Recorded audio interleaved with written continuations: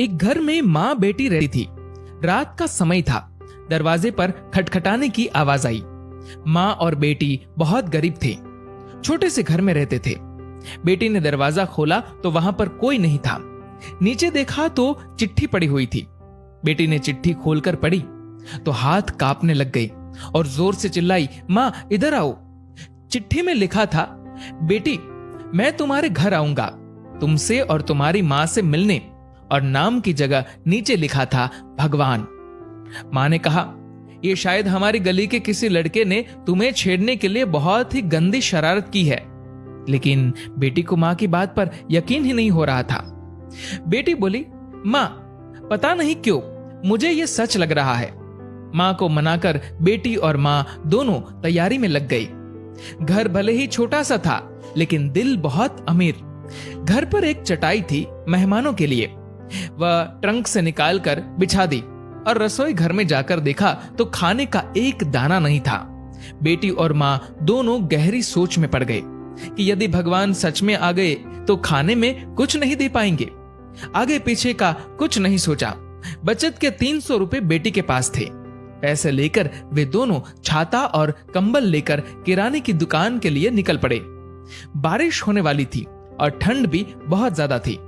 एक पैकेट दूध, एक मिठाई का बॉक्स और कुल 200 रुपए की चीजें खरीदकर वापस लौटने के लिए ऑटो ले लिया, क्योंकि उन्हें लगा शायद भगवान घर पर पहुंच गए होंगे।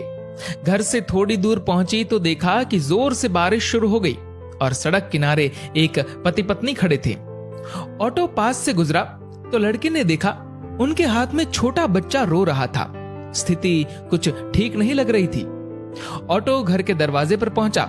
माँ ऑटो से उतरी ही थी कि बेटी से रहा नहीं गया। बोली, ऑटो वाले भैया जरा ऑटो को उनके पास ले लो। पास जाकर देखा तो बच्चे को तेज बुखार था और उनके पास खाने के लिए कुछ नहीं था। एक तरफ भगवान घर पर आने वाले हैं और दूसरी तरफ ये समस्या। बेटी ने सोचा, भगवान को मना लूंगी, लेकिन यदि इन्हें ऐसे ही हाल में छोड़ दिया गया तो भगवान बिल्कुल भी माफ नहीं करेंगे। बेटी ने जो जो खरीदा था सब उनके हाथ में थमा दिया और तो और बचे हुए 50 रुपए भी दे दिए और बोली, अभी मेरे पास इतने ही है, इसलिए रख लीजिए। बारिश हो रही थी तो छाता भी दे दिया और बच्चे को ठंड ना लगे इसलिए कंबल भी दे दिया। वहां से फटाफट घर पहुंची, ये सोचकर कि भगवान आ गए होंगे। लेकिन दरवाजे पर माँ खड़ी थी। बोली, आने में इतनी देर क्यों लगा दी बेटी? और ये देख, एक और चिट्ठी आई है, पता नहीं किसकी है। बेटी ने पढ़ना शुरू किया। उसमें लिखा था, बेटी आज तुमसे मिलकर बहुत खुशी हुई। पहले से दुबली हो गई हो लेकिन आज भी उतनी ही सुंदर हो। मिठाई बहुत अच्छी थी और तुम्हारे दिए हुए कंबल से बहुत आराम मिला। छाता देने के लिए धन्यवाद। बेटी अगली बार मिलते ही लौटा दूंगा। बेटी के तो होश उड़ गए। निशब्द होकर पीछे मुड़कर सड़क किनारे देखा तो वहां कोई नहीं था।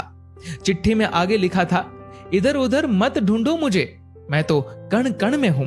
जहां पवित्र हो सोच, मैं हर उस मन में हूं। यदि दिखे कोई जरूरतमंद तो मैं उस हर जन में हूं। बेटी जोर से रो पड़ी और मां को सब बताया। दोनों बहुत भावुक हो गए और पूरी रात सो नहीं पाए। दोस्तों, अब आप सभी से एक प्रश्न है, क्या ये बेटी सच में गरीब थी? सोचिए और अपने दिल से इस सवाल का जवाब दीजिएगा, क्योंकि व्यक्ति मरने के बाद अपने साथ पैसे नहीं बल्कि कर्म लेकर जाता है। और जरूरी नहीं कि हर पैसे वाला व्यक्ति अच्छे कर्म लेकर जा रहा हो। इसीलिए कोशिश करें कि पैसों से अमीर हो या गरीब, लेकिन कर्मों से अमीर जरूर बने। दोस्तों, इस कहानी को लेकर आपकी क्या राय है, नीचे कमेंट करके जरूर बताएगा। और अगर आपको ये वीडियो अच्छा लगा हो तो इस वीडियो को लाइक करेगा और शेयर करेगा। और ऐसे ही और भी इंस्पिरेशनल वीडियोस के लिए सब्सक्राइब करें हमारे यूट्यूब चैनल को और फेसबुक पर फॉलो करें हमारे पेज को। धन्यवाद।